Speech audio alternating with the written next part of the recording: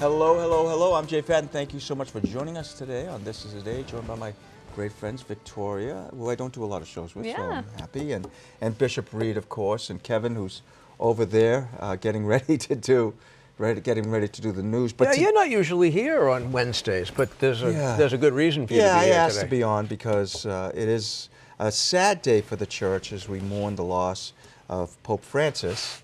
I know that I was here at work, and very early I saw an alert, and it was Pope Francis, and I put out emails and I contacted you, and he had been ill, so we knew he wasn't feeling well, but it was still is stunning when you lose, the leader, the head of the Catholic Church. Despite the fact that he had been sick, as you say, I don't think any of us were expecting such a sudden passing, especially since he had been out in the square and given the blessing Urbi et Orbi on Easter Sunday. So, yeah, it was.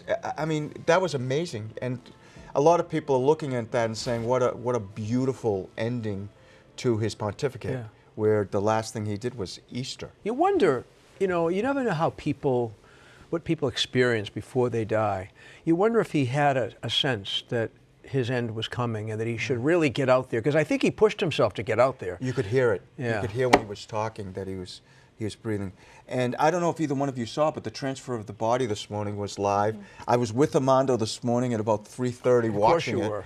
And it was gorgeous. It was beautiful, and we'll show that again on Catholic TV at 1 p.m. Eastern Standard Time. So the Pope's body has been on display, if you will, for people's prayers in the Domus Santa Marta, where he has lived the last 12 years since the last conclave that elected him. And with great and solemn ceremony, the body was transferred through St. Peter's Square and into the Basilica. Yeah, it is a stunning sight to see. Have you ever seen this before? How this?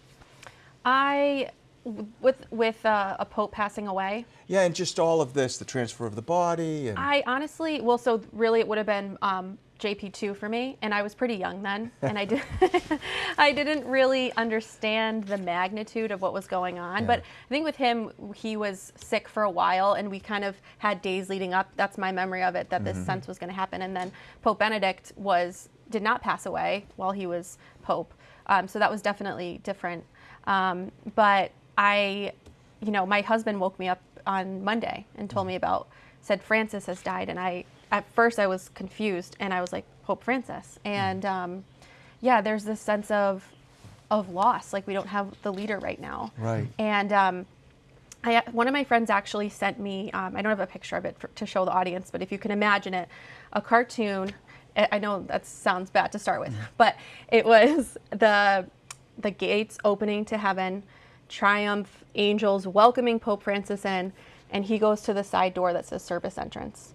Ah. And I thought that was a perfect way to describe him, because he was such a servant, just his whole life, just serving up until the very end. Even the funeral rites, he recently, as you might know, simplified them a bit, just a simple casket instead of the 3 caskets of old, and generally a simplified procedure over the next few days up until the funeral on Saturday, which then begins the 9 days of mourning for the Holy Father officially. And he will be buried at Santa Maria Maggiore, St. Mary Major, which is in itself a little bit different, because usually they are buried at St. Peter's, so that will be a little bit different. Of course, we know too that whenever he went on a trip, he would go and pray there before the image of Our Lady, Salvation of the Roman people, beautiful icon that he just loved, and he loved the place, and he wanted to be buried there because it was so important to him, his closeness to the Blessed Mother in that basilica. Yeah, and he made that known about, I think, a little over a year ago, that that's what his wishes were. So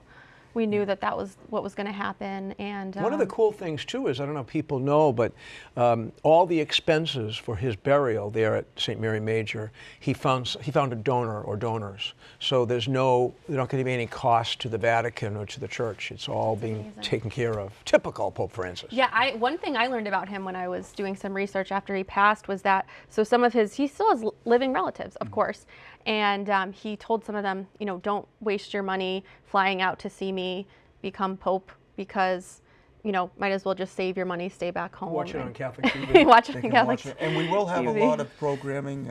Continue to watch Catholic TV as we continue to bring you coverage of all the events going on. And we were fortunate. Evan went over to St. Patrick's, which is in Natick, and had a chance to speak with the Archbishop. He did, yeah. And the Archbishop is actually right now en route to Rome, Archbishop Henning, to be part of the funeral on Saturday for Pope Francis. But let's just hear some of the reflections of Archbishop Henning on the loss of our dear shepherd, Pope Francis. So, like most of us, I was quite surprised to learn of the passing of our Holy Father, Pope Francis, a great man, a great pope, a great priest of Jesus Christ. And certainly, along with all of us, I mourn his passing, even as I give thanks for the gift of his ministry to us in the Universal Church. I find myself feeling a certain consolation in knowing that this man of God went home to the house of the Father in the octave of Easter.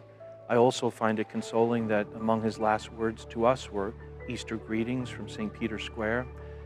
I just find that reminder of the truth at the heart of the faith, that Jesus is risen, Jesus is truly risen, and that we continue to celebrate that. That gives me a sense of hope, so that we not only mourn the Holy Father, but we now entrust him to the goodness and the mercy of God.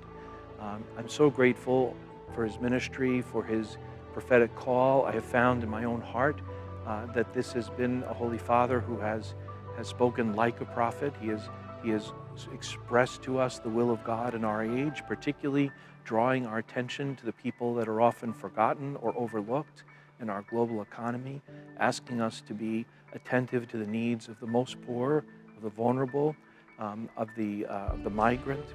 I'm very appreciative too of his summons to the Church in the synodal way to listen for God's inspiration through the power of the Holy Spirit, to learn to listen to each other, even beyond the Church. I'm grateful for his summons to respect and care for our common home, and to look for ways in which we can help communities respond and to the demands of climate change. In so many ways, this Pope has been a man for others, as the Jesuits like to say, a man of great humility, great compassion, great holiness. So I certainly pray that the Lord may grant him eternal rest, and I pray that we may find consolation in the very faith that our Holy Father has been preaching to us with such power over these last years. Eternal rest grant unto him, O Lord, and let perpetual light shine upon him. May he rest in peace. May his soul and the souls of all the faithful departed, through the mercy of God, rest in peace. Amen.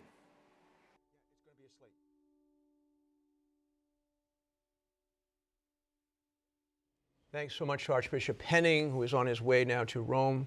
He will be present at the funeral, and you can watch the funeral on Saturday right here on Catholic TV. By the way, Archbishop Henning has encouraged those of us who live in the Archdiocese to celebrate at one of the Masses. There are 3 of them throughout the Archdiocese. This evening at St. Teresa's in West Roxbury at 7. On Thursday, tomorrow at Immaculate Conception in Lowell, and then St. James Church in Stoughton on Friday, all at 7 o'clock. If you have a chance, come and pray with our brothers and sisters, and pray in particular for the soul of Pope Francis. Yeah.